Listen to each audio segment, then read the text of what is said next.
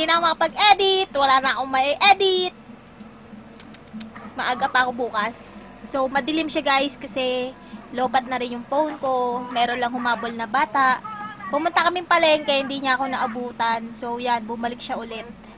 Para lang sa kanyang Hikakin TV na siya lang nakakaintindi. Aura. Ganon. Muso. Aura. Sayonara Tamadachi. Babay ka na sa kanila. Di ka na nila nakikita. Bye. Busy siya, te. Hi guys, good afternoon. So today is March 13 and bukas meron akong pasok. Before 6 AM dapat nandito na ako. Grabe. So hindi ko alam kung sino yung darating. Pero nasabi naman na yung name ko sino. Pero hindi ko sure kung sino yung artist na yun. Kasi mahirap manghula. Mahirap ma-disappoint. So yan, dito na tayo nag-intro sa CRT. So yun, yung mga gamit, okay na. Tapos may dala ko soft drinks and egg pie, yung pagkumuknukan ng laki. Plus ito yung aking OOTD, yung pen shop. Konti na lang tayo, hindi na siya magsasara. Tapos yung Wrangler ko na isa pa, yung Pitted, plus yung Skechers. Yung sinuot ko dati sa meet and greet or YouTubers Christmas party natin noong 2016. So yan, tapos bukas sasuotin ko yung Aldo kong isa na itim. So kasi sa sandals ko, yung sa paa ko guys, nagsusugat siya kapag kumakaskas dun sa dahon. Yung nasa ibabaw. So yun, kailangan talaga nakamedyas ako. Ganon siguro kasi kapag kabago, nagkakaroon ka ng paltos. So yun, yan, okay na siya. So kailangan to guys, itong lugar na to, lumamig siya and maramdaman ko yung lamig niya. Kasi kung hindi lalamig to, yari tayo bukas. So yan, mahangin naman siya at okay naman siya. So sana maging okay nga talaga siya. Tapos sana nandito si Ate Ana no, just in case na madaming tao. Tapos yan, nakaganyan na siya guys. Sobrang pawis na ako. Hindi sa akin bagay yung ganito kasi nakikita oh. Kita yung pawis ko, basang-basa na ako te. So yun, at magre-retouch na ako. At yan, ayusin ko na yung sarili ko. Ito yung bag ni Mother Earth, hinaram ko muna. Kasi yung bag kong kulay black, hindi dyan, pero sira yung ganto niya. So yun, yun lang. Later na lang.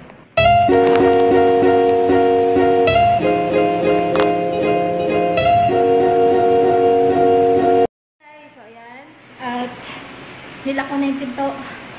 Nag-hello na yung haggard face ko. Lalo akong nangitim dito sa suot ko, kulay violet. So, di talaga sa akin pwede yung mga dark colors. So, bukas naka-polo shirt. Naka-polo ko ganito ulit. Kulay blue naman. So, lahat ng damit namin, guys, pinlansya, pati pang bahay, pinlansya. Sinulit ni Mother Earth yung bayad dun sa namamalansya sa amin. Kasi, ang mahal nung bayad niya. So, kinsenas katapusan siya dumarating or kada pangalawang Lunes. Parang ganon. So yan. Patayin ko muna tong aircon na maliit. Plus yung tubig. And saksakan. So, yun na nga. Kaya nakaganda to ang Lola Mote. Kasi ako kapag nagpolo, madaling malukot. Plus yung pawis ko guys, madali din siyang mahalata, lalo pawisin ako. Kaya lagi lang ako naka-polo shirt. So ngayon, kailangan ko na talaga siyang as in suotin yung mga polo ko. Kasi nga, alam mo yun, sayang yung damit ko. Sorry, madilim ha. So yan, nagdaldal muna ako sa inyo. And ito pala yung papatayin ko yung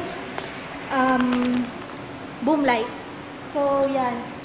Sa boom light guys, yan, sila yung kasama ko. Ilang beses ko na sila nakasama. So, baka nga ano eh, yung babae na client ko, ano siya,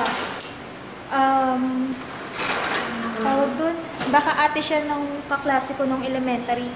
Kasi magkapareho sila ng apelyido, tsaka familiar din yung mukha niya. So, nagkaiwalay kami ng kaklase ko, grade 5 yata ako nun, o grade 6. Then, after nun, hindi na kami nagkita ulit kasi nga, lumipat na sila sa Las Piñas. So, same place din sila nung babaeng client ko today. So, yung kutob ko, yun nga, baka ate siya ng kaklase ko dati. So, yun, sana bukas hindi ako magkaroon ng aberya. Maging okay yung flow. And kanina, kausap ko yung director.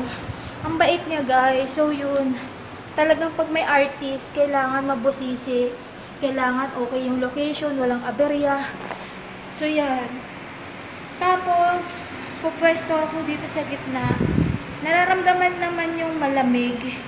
Malamig siya, oo. Pero, alam mo yun, kapag ka sobrang dami ng tao,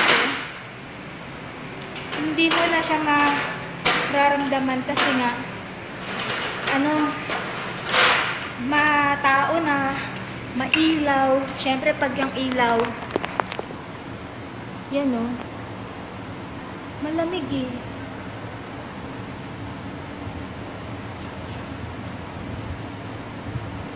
Ganyan ito ko kaya to. Lakas natin.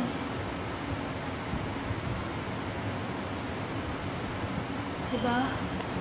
Tumungtong ako guys kasi inano ko, tinatansya ko to para lahat nakatutok sa kanila. So yan, malamig siya.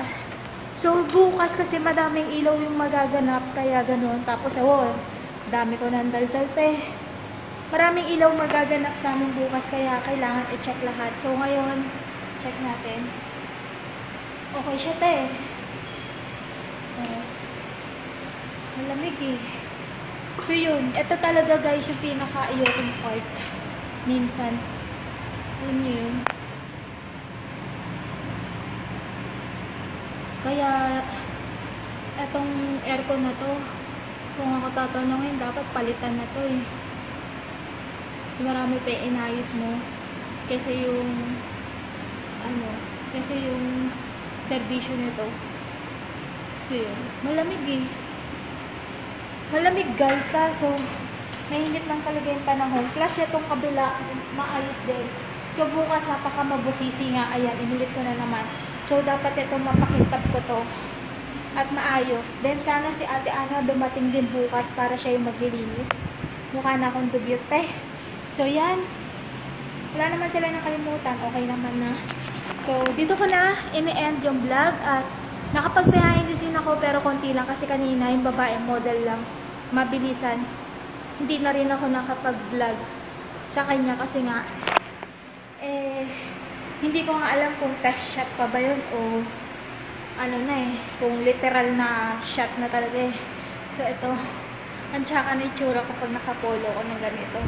So yan, at bukas try ko makapag behind the scene, pero yung mismong shoot hindi ko siya ibe-behind the scene. Yung preparation lang na yung mga gamit, ganyan, kasi para meron akong may papakita na yun yung mga gamit na dala nila. Then after nun, pag magsushoot na, hindi na ako magbe-behind the scene kasi bawal siya. And wala rin akong consent nung director, ng mga tao dito. So, may something naganap na hindi siya pwedeng i-reveal. So, kailangan ko sumunod. Thank you sa inyo lahat guys, sa mga palaging dumadaan sa akin. And thank you! Kita-kits tayo bukas. Bye! Salamat sa panonood. Okay. Lagayan ng relo, 188.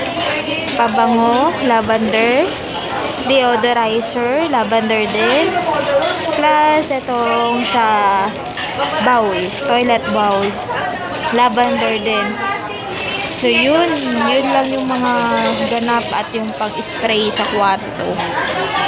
Puro lavender, guys. So, yan lang. Then, sama ko si mama. Dito kami kakain.